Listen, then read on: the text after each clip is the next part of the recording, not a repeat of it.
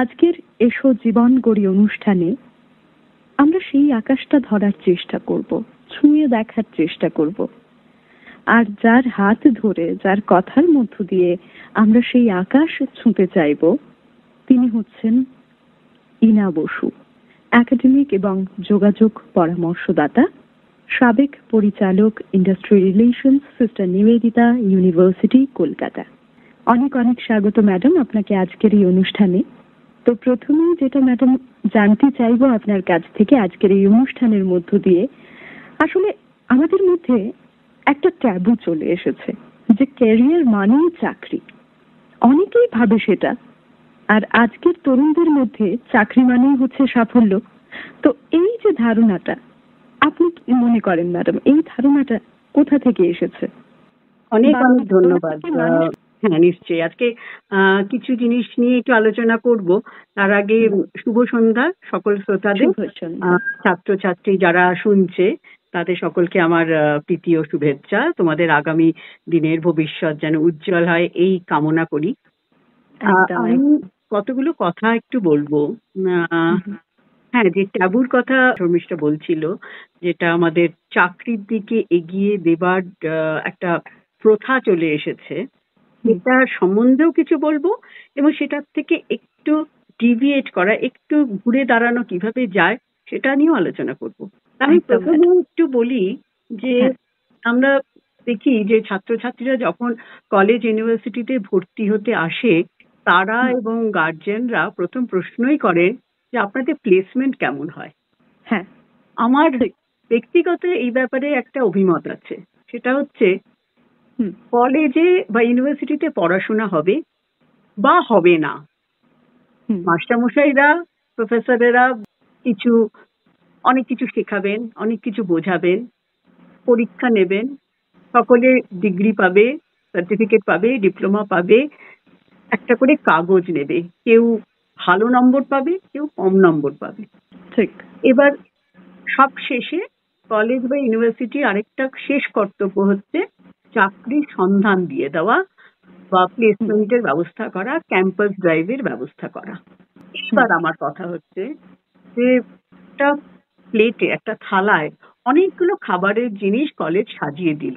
খাবারের জিনিসগুলো কি না চাকরি, কিন্তু সবকটা খাবার উপযোগী কি আমরা? সব ছাত্রছাত্রী কি সমান? বা ওই প্লেসমেন্ট, ওই ক্যাম্পাস ড্রাইভে গিয়ে সবাই কি উত্তর দিতে পারছে? তার মানে নিজেদের কিভাবে তৈরি করছো সেটাই তো একটা বড় কথা। শুধু তো প্রথাগত বই, টেক্সচুয়াল পড়াশোনা, পুঁথিগত বিদ্যে নয়, তার বাইরেও তো অনেক কিছু জানা দরকার, যেটা ভাঙিয়ে আমরা চাকরি পেতে পারবো। একদম তাই ম্যাম। কাজেই এবার আমরা কথা হচ্ছে যে সেই জিনিসগুলো কি যেগুলো আমাদের জানা দরকার, শেখা দরকার। ইন আদার ওয়ার্ডস, আমি একটু ঘুরিয়ে বলি, ইন্ডাস্ট্রি রেডি হওয়া দরকার। পড়াশোনা করে বেরিয়ে সোজা গিয়ে ইন্ডাস্ট্রিতে চাকরি পাবো, এটা কিন্তু কার্যক্ষেত্রে দেখা যায় হয় না। আমাদের সিলেবাসে যা আছে, আমাদের মাস্টারমশাইরা যা পড়াচ্ছেন, আর ইন্ডাস্ট্রি কি চাইছে, এই দুটোর মধ্যে কিন্তু একটা ভাস্ট গ্যাপ আছে। এই গ্যাপটা যতক্ষণ না ভর্তি করা যাচ্ছে ততক্ষণ কিন্তু ছাত্রছাত্রীরা ইন্ডাস্ট্রিতে ঢোকা, চাকরি পাওয়া বা চাকরি পেয়ে গেলেও সেখানে গিয়ে কাজ করার ক্ষমতা আছে কিনা, এখানটা একটা প্রশ্নের ব্যাপার। একদম তাই।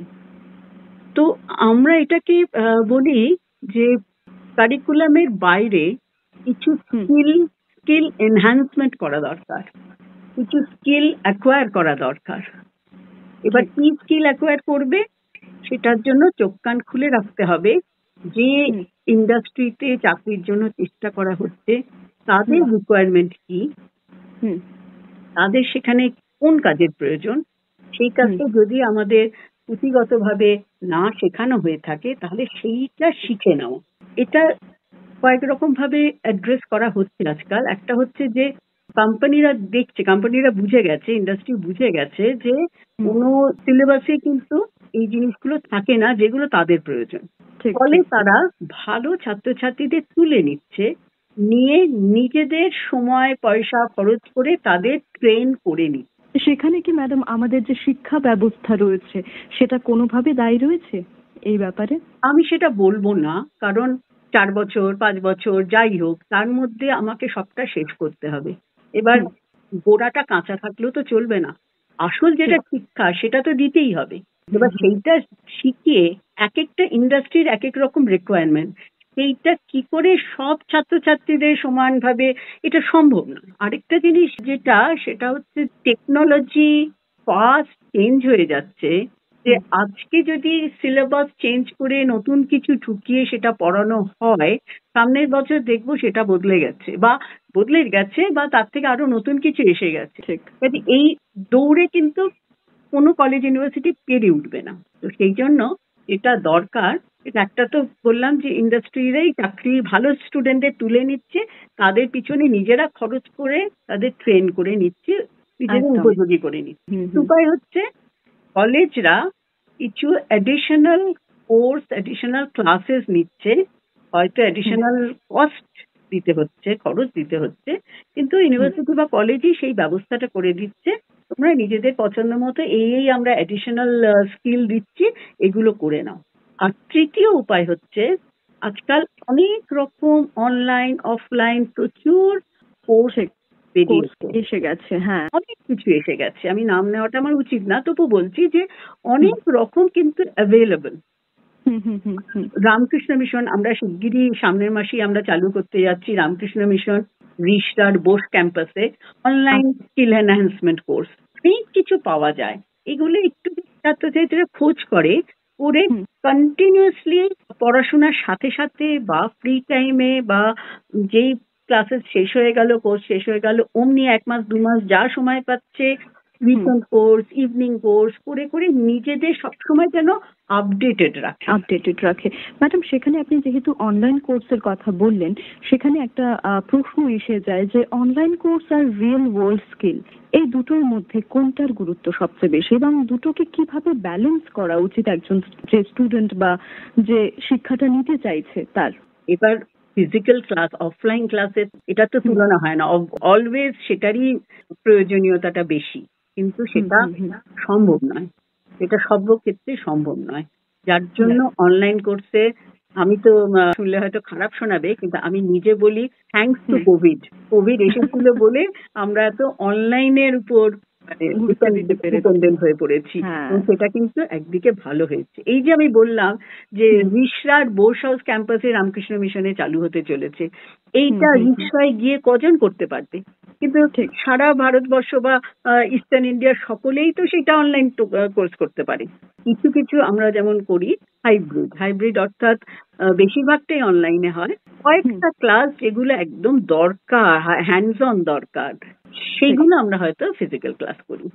2-4টে হয়তো মাঝখানে হয়তো ফিজিক্যাল ক্লাস হলো, যাতে হ্যান্ডস অন ট্রেনিংটা হলো, বাকি সবটা অনলাইনে করা। এবং এই যে বিভিন্ন অনলাইন প্ল্যাটফর্ম গুলো আমি এক্ষুনি বললাম, কোর্সেরা, ইউডেমি, এরা তো সবাই অনলাইন করছে, অসুবিধা তো কিছু হচ্ছে না। সেখানে মানে দূরে থেকেও শিক্ষার আলোটা নেওয়া যাচ্ছে সেখান থেকেও।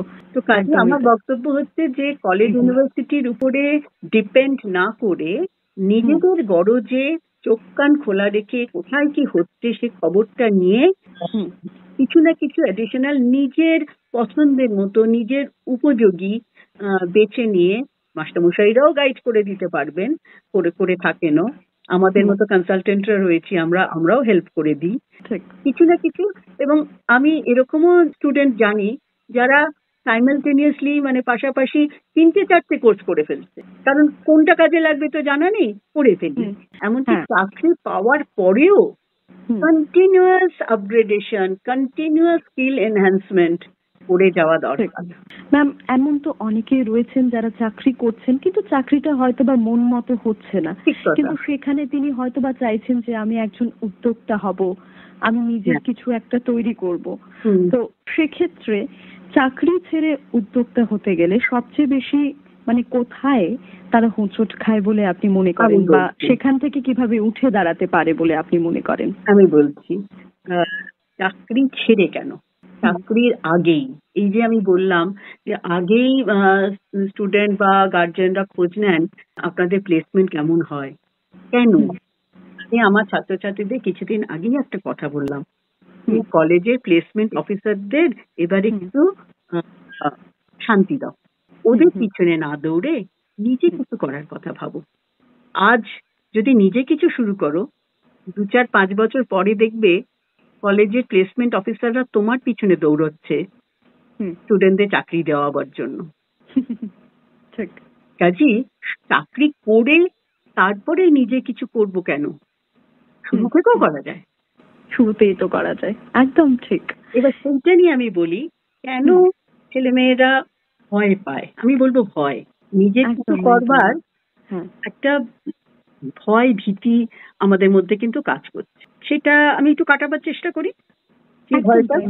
ভয়টা কিভাবে কাটানো যায়, কিভাবে কাটিয়ে উঠতে পারি, সেই যে ক্যারিয়ারের ইঁদুর দৌড়ে আমরা সবাই দৌড়চ্ছি, কিন্তু সেখানে হয়তোবা সঠিক রোড ম্যাপটা আমরা বুঝতে পারছি না। আমি প্রথমেই বলি যে আমরা যদি আজ থেকে 50, 100, 200 বছর আগে ফিরে তাকাই, পূর্ব ভারতে ইন্ডাস্ট্রি প্রচুর ছিল, নামি দামি ইন্ডাস্ট্রি, নামি দামি ব্যবসায়িক প্রতিষ্ঠান অনেক গজিয়েছিল, তারা আজ হারিয়ে গেছে। আমার বলার উদ্দেশ্য হচ্ছে যে পূর্ব ভারতের মানুষরা, বাঙালিরা, আমরা পারি, আমরা পেরেছি আগে, আমরা পারবো। আমি এক্সাম্পল দিচ্ছি, আমি খুব লোকালি ত্রিপুরার মানুষজনের কথা যদি বলি, আপনারা ছাত্রছাত্রীরা বা শর্মিষ্ঠা তুমিও নিশ্চয়ই শুনে থাকবে শ্রী পঙ্কজ সাহা, মঙ্গল ইন্ডাস্ট্রিজ, চক্রবর্তী বিল্ডার্স এর সুব্রত চক্রবর্তী, একদম একদম, সিনহা হেলথ কেয়ারে ডক্টর অশোক সিনহা, এরা ব্যবসা করেনি বা করছে না? অবশ্যই করছেন, এবং অনেক বড় জায়গায় অনেক প্রতিষ্ঠিত হয়ে গেছে। তারা তো কোনো সময় শুরু করেছিলেন। আরো আমি বাংলার দিকে ফিরে তাকাচ্ছি, আরো অনেক আগের কথা বলছি। প্রশান্ত চন্দ্র মহালানবিশ, প্রফেসর পিসি মহালানবিশের নাম নিশ্চয়ই লোকে শুনেছে। ম্যাথমেটিক্স এবং স্ট্যাটিস্টিক্স এর বিশ্ববিখ্যাত মানুষ। তিনি কি গড়েছিলেন? ISI, ইন্ডিয়ান স্ট্যাটিস্টিক্যাল ইনস্টিটিউট, আজও যেটা পৃথিবীর সর্ববৃহৎ ইন্ডিয়ান স্ট্যাটিস্টিক্যাল ইনস্টিটিউট, সর্ববৃহৎ প্রতিষ্ঠান। ওনার দুটো জিনিস ছিল, ওনার অসম্ভব ম্যাথমেটিক্স এবং স্ট্যাটিস্টিক্স এর প্রতি ভালোবাসা, ওই লাইনে ওনার ট্যালেন্ট, সাথে সাথে ওনার কিন্তু একটা উদ্যোগপতি হবার বাসনা ছিল। দুটোকে উনি মার্জ করেছেন, দুটোকে মিলিয়ে তৈরি করেছেন ISI, একটা প্রতিষ্ঠান যেখানে ম্যাথমেটিক্স এবং স্ট্যাটিস্টিক্স নিয়ে কাজ কারবার হবে, রিসার্চ হবে, অনেক কিছু হবে, কিন্তু সেটা একটা ব্যবসায়িক প্রতিষ্ঠান। আরেকটা উদাহরণ দিই, আচার্য প্রফুল্লচন্দ্র রায়, কেমিস্ট্রির উপরে, he is the father of Indian chemistry. একদম, আগেন ওনার কেমিস্ট্রির প্রতি ভালোবাসা, ওনার শিক্ষা, ওনার ট্যালেন্ট, সেটা এবং ব্যবসায়িক একটা ইচ্ছা থেকে ছিল, সেই দুটোকে মার্জ করে উনি তৈরি করেছিলেন বেঙ্গল কেমিক্যাল। তো বাঙালিরা পারেনি তা নয়, ঠিক। আরো পরবর্তী ক্ষেত্রে চিন্তা করে দেখো, এখনো সেই বাঙালি প্রতিষ্ঠানগুলো রয়েছে। আজকে পিয়ারলেস গ্রুপ, আনন্দবাজার গ্রুপ, আরো পরে টেকনো ইন্ডিয়া গ্রুপ, মাত্র 40 বছর বয়স। ঠিক, এরা কিন্তু সবাই ফার্স্ট জেনারেশন এন্টারপ্রেনার। একদম একদম তাই ম্যাম, ফার্স্ট জেনারেশন উদ্যোগপতি। আনন্দবাজার পত্রিকার এখন আমরা অবিক সরকার, অরূপ সরকার দেখছি, কিন্তু এদের বাবারাই তো শুরু করেছিলেন। প্রফুল্লচন্দ্র সরকারই তো শুরু করেছিল, তারপরে অশোক সরকার, তারপরে অরূপ সরকার, অবিক সরকার। কোথাও একটা শুরু হয়েছিল, সেই শুরুটাই প্রথমে করতে হবে। কাজী বাঙালি পারে না, শুধু মারওয়াড়িরাই ব্যবসা করতে পারে, এটা আমি মানবো না। এবার বলি, 3টে প্রশ্ন ছেলে মেয়েদের মনে আসে, কি করব, কি করে করব, এবং ফান্ড কোথায় পাবো। ঠিক, একটা ফান্ডের বিশাল ব্যাপার থাকে তখনই মনে হয়, কারণ এক্ষেত্রে বলতে গেলে আমাদের ভারতীয়দের মধ্যেই বোধহয় মধ্যবিত্তের সংখ্যা অনেক বেশি, আর বাঙালিরা খুব ভীষণভাবে রিলেট করতে পারে এই শব্দটার সঙ্গে। আর সেখানেই কিন্তু একটা বিশাল অধ্যায়ের ব্যাপার রয়েছে, নিজের পরিবারকেও ব্যালেন্স করতে হবে, সেই সঙ্গে নিজের ক্যারিয়ার। আমি এখানে একটা কথা বলি, বাঙালি না মানে গত কয়েক দশক ধরে যেটা হয়ে গেছে, বাঙালি ভীষণ ভীতু হয়ে গেছি আমরা রিস্ক নিতে চাই না। কিন্তু কিসে না নেই, চাকরিতে রিস্ক নেই। আজকে এত লোকের চাকরি হারা হয়ে যাচ্ছে না, বড় বড় আইটি কোম্পানিগুলো ছাঁটাই হয়ে যাচ্ছে না, সেখানে রিস্ক নেই। তাহলে নিজের ব্যবসাও রিস্ক আছে, চাকরিতেও রিস্ক আছে, রিস্ক ব্যাপারটা মেনে নিতে হবে। ঠিক। আরেকটা সমস্যা আমাদের বাঙালির ক্ষেত্রে, সামাজিক একটা চাপ সৃষ্টি হয়। তুই একটা চাকরি নিয়ে স্থিত হও। খুব বড় মাপের একজন উদ্যোগপতি আমাকে একবার বলেছিলেন যে আমার অফিসের পিয়নটার বিয়ে হয়ে যাবে কারণ ও চাকরি করে, কিন্তু আমার ছেলের বিয়ে হবে না কারণ সে ব্যবসা করে। সেখানে রীতিমতো ওই সিকিউরিটির ব্যাপারটা কি কখনো চলে আসে ম্যাম? লাইফ সিকিউরিটি, যে যারা সরকারি চাকরি করছে তাদের লাইফটা সিকিউর, বা যারা ব্যবসা করছে তাদের লাইফটা ইনসিকিউর। তাই কি মনে হয়? আমি নিজে এককালে সরকারি চাকরি করেছি, তখন দেখেছি, আমি প্রায় 22 বছর একটি সরকারি সংস্থায় চাকরি করে, তখন দেখেছি আমারই হাত দিয়ে সেই সরকারি সংস্থার আন্ডারে অনেকগুলি ইউনিট, সাবসিডিয়ারি ইউনিট ছিল, একটা ইউনিট বন্ধ হয়ে গেছে। 100, 150, 200 লোক কথায় ছাঁটাই হয়েছে। তাহলে কিসের সরকারি চাকরির স্থিরতা? কোনো কিছুতেই জীবনের স্থিরতা নেই। Life is ever changing.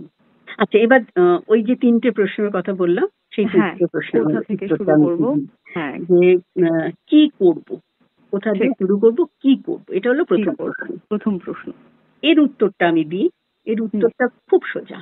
আমাদের যার যা ট্যালেন্ট আছে, নলেজ আছে, এক্সপার্টিজ আছে, বিদ্যা বুদ্ধি আছে, এইটাকে যদি আমি এক জায়গায় জড়ো করি, আর বাজারের চাহিদা কি, মার্কেট ডিমান্ড কি, এইটা দেখি, এবার এই দুটোকে যদি আমি জুড়ে দিতে পারি, আর ট্যালেন্ট, নলেজ, এক্সপার্টিজ আর মার্কেট ডিমান্ড, এই দুটোকে যদি আমি জুড়ে দিতে পারি, সাকসেস অবধারিত।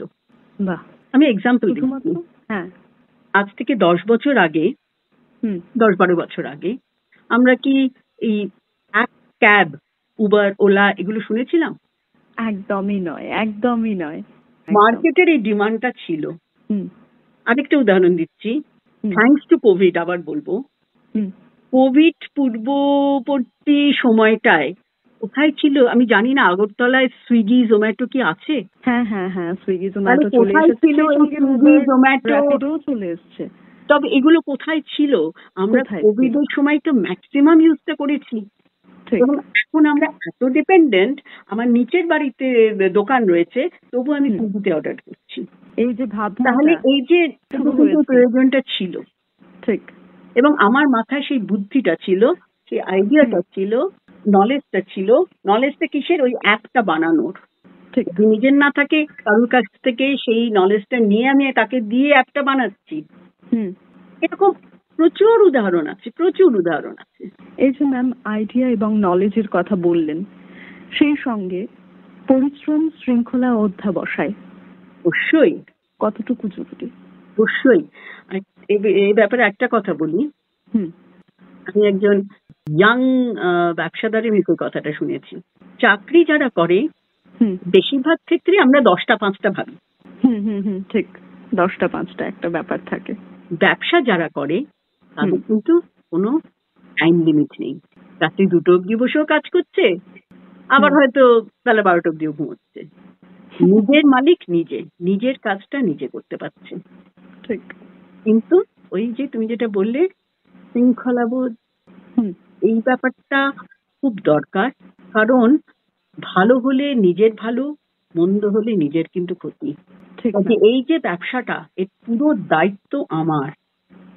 আরেকটা কথা এই প্রসঙ্গে বলি, আমি যদি আজকে চাকরিতে ঢুকি, আমি যা রোজগার করব, যা মাইনে পাবো, আমার পরিবারের জন্য সেটা আমি ব্যবহার করব, নিজের জন্য করব, নিজের পরিবারের জন্য করব।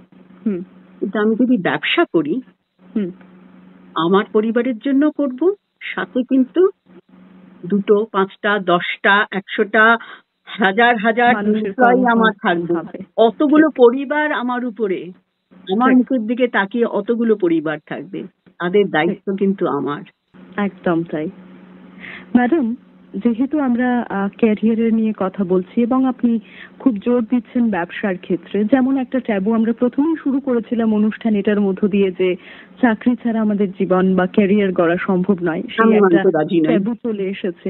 তেমনি আরো একখানা ট্যাবু আমাদের ভারতীয়দের মধ্যে আছে, বিশেষ করে যারা প্রত্যন্ত গ্রামে রয়েছে বা এলাকায় রয়েছে বা আন্ডার ডেভেলপড সিটিতে রয়েছে, তাদের মধ্যে রয়েছে যে মেয়ে মানুষ ব্যবসা করবে, সেটা কখনো হয় না।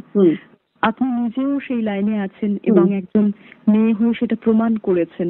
তো সেক্ষেত্রে এই যে একটা ট্যাবু রয়েছে, মেয়েরা ব্যবসা করতে পারে না, আপনি সেটা কিভাবে দেখেন? একেবারেই মানতে পারছি না, এই জন্য যে মেয়েরা ছেলেদের সাথে সর্ব ব্যাপারে পায়ে পা দিয়ে তো চলছে।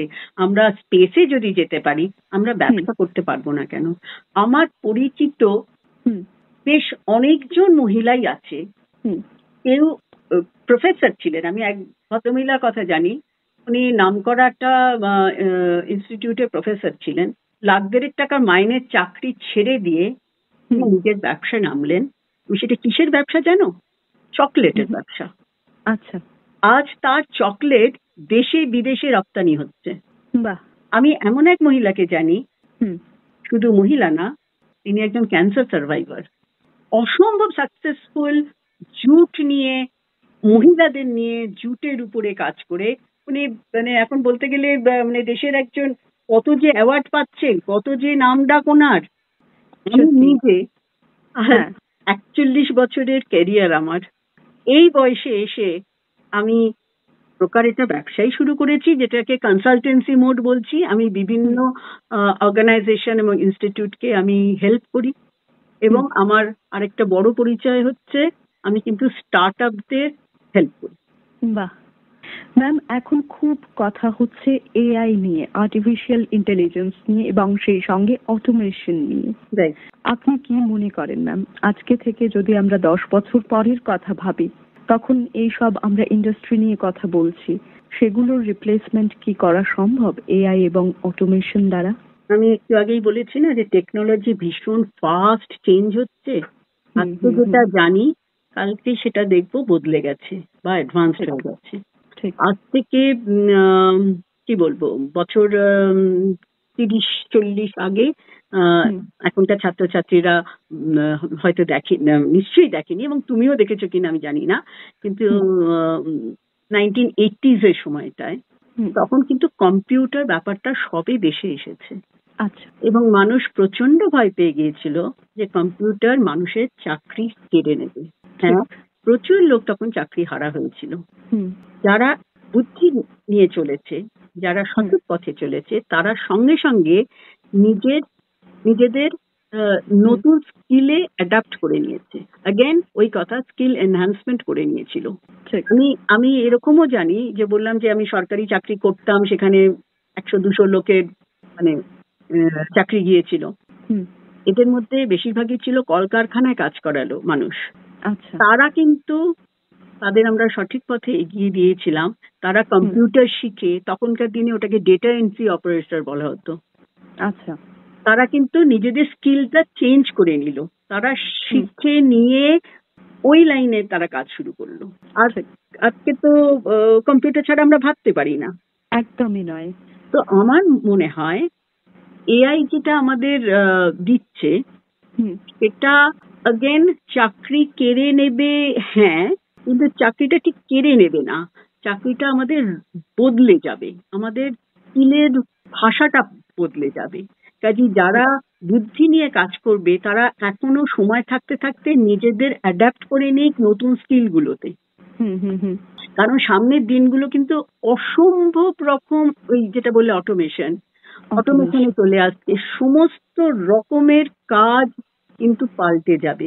আমি নিজে একটু আগেই তোমাদের এই মানে লাইনে আসার আগে আমি নিজে একটা কাজ করছিলাম, সেটা হচ্ছে একটা ক্রিয়েটিভ পোস্টার বানানো দরকার, যেটা আমরা ক্যানভা বা ফটোশপ দিয়ে করি। সেটা ঠিক 3 মিনিটের মাথায় চ্যাটজিপিটি আমাকে করে দিয়েছে। কাজে যারা এই ডিজাইনিং এর কাজ করেন তাদের তাহলে এবার কি হবে, তাদের সেই। এটাই হবে, তারা ওই চ্যাট জিপিটিটাকে চালাতে শিখতে হবে।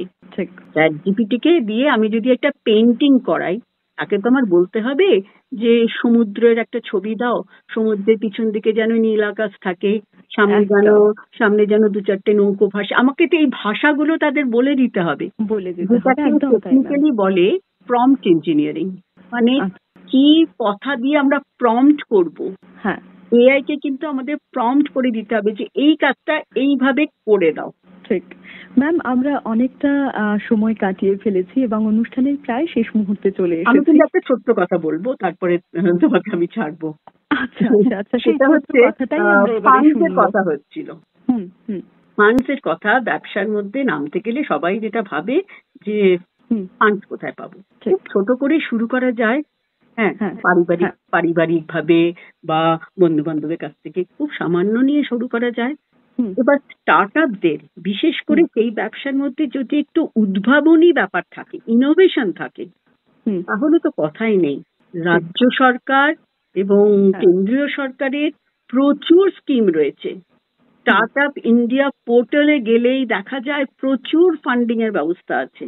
বিভিন্ন ব্যাংকগুলোর, বিশেষ করে রাষ্ট্রায়ত্ত ব্যাংকগুলোর, তাদের হ্যাঁ। একটা করে ডিভিশন খুলেছে যেখানে শুধু স্টার্টআপদের ফাইন্যান্স করা হচ্ছে। ঠিক ঠিক ঠিক। কাজেই সেই ব্যাপারগুলো নেমে আমাদের পড়লে জানতে পরে হবে। টাকা পয়সার জন্য কিন্তু অ্যাকচুয়ালি আটকাবে না। আচ্ছা, বেশ, এটা একটা আমাদের বিশাল বড় পাওয়া। আর বলো একেবারে শেষ মুহূর্তে যেটা জানতে চাইবো ম্যাম, একেবারে ছোট্টবেলা থেকে যারা উদ্যোক্তা হওয়ার স্বপ্ন দেখছেন, এমন 3টি বিষয় বা এমন 3টি শব্দ আপনি বলুন যেটা তারা মাথায় নিয়ে এগোবে। পরিশ্রম করতেই হবে, হুম। পরিশ্রমের ছাড়া কোনো উপায় নেই, এবং নিজেদের সবসময় আপডেটেড রাখতে হবে। চতুর্দিকে চোখ কান খুলে রেখে নিজেকে কিন্তু বদলাতে হবে, সেটা আচার ব্যবহারেই হোক আর কর্মদক্ষতাতেই হোক, স্কিল এনহ্যান্সমেন্ট, সর্বোপরি হচ্ছে নিজেকে আপডেটেড রাখতে হবে। বেশ, অনেক অনেক ধন্যবাদ ম্যাম, আমাদের সঙ্গে এই কিছুটা মুহূর্ত আপনি কাটিয়েছেন বলে এবং আমাদেরকে সঠিক পথটা দেখিয়েছেন বলে। আশা করি ছাত্রছাত্রীরা যারা শুনছে তারা উপকৃত হবে। অনেক ধন্যবাদ। একদম তাই। ধন্যবাদ। ধন্যবাদ।